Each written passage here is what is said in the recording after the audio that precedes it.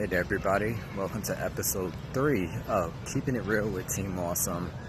I'm out here taking a stroll through Fort Greene Park, located downtown in Brooklyn.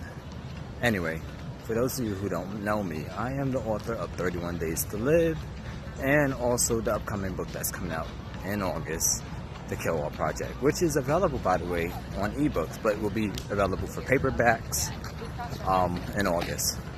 Anyway, so for those of you guys who are tuning in, I did 2 episodes of this thing so far, and it's a weekly series. Every week I talk for like about 5 minutes, and it's usually about different topics that come to mind, real topics, relationships, family, growth, good things, bad things, what's going on in the world, etc., etc. So anyway, let me not waste any time and get to it. So, episode 1 I spoke about how to handle depression, and for those of you guys who tuned into that, thank you. I was able to help out a few people with that, gave advice. Episode 2 was about Dear Fake People. It was like a 3-part poem series that I did on Instagram. Okay, so we'll be talking about what's been going on for this summer. So anyway, this summer is really getting hot in the media with violence. I'm sure if you live in New York, you've been hearing about the craziness that's been going down with killings in the Bronx, shootings in Brooklyn, and gun violence, knife violence. It's really getting nasty out there. Now, a lot of you guys are probably wondering, why do violence spike up in the midst of the summer, the time where you're supposed to be enjoying yourself? Well, for one, who does crimes in the cold? Everybody's indoors. That's the reason why they wait until there's a lot of people out here to commit these terrible crimes. Now, what are we doing about it to stop these things?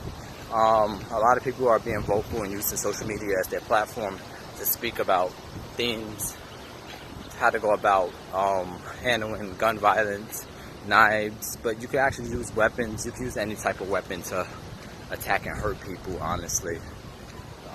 They just recently petitioned to get this law, the Junior law.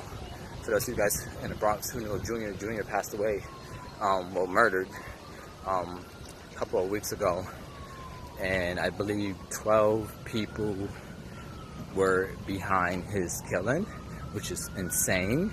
12 people going after a 15-year-old boy. So anyway, I didn't really read too much into it, but the law is basically about moral, human nature. If you see something, you need to do something about it. And I know a lot of people are against the idea of jumping in the midst of danger because they don't want to endanger themselves. But you don't really have to do much. It's as simple as making a phone call to 911, and hopefully somebody comes and tends to the problem. That's doing a lot better than doing nothing at all. Now, with his situation, it's a little different. We all got to view it online. The world seen what happened, how the store owner and many other people, intervened in the situation. Some people said that he was helping, others feel that he didn't help at all, or the cops took long to come, so Junior decided to, take matters into his own hands and went to the hospital himself and passed away. Anyway, so that's the Junior law. Take a look into that. I personally feel that we need to be more vocal instead of complaining about what's going on. We need to actually do something about it. Like, take to the streets, talk to our youth, interact with politicians instead of, getting too big and political about things that's going on. Like, focus on the bigger picture.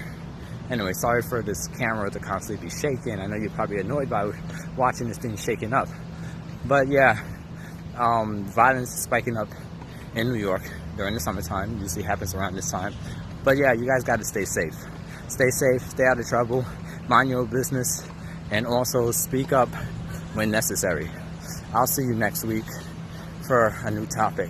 Share your thoughts in the comment section below.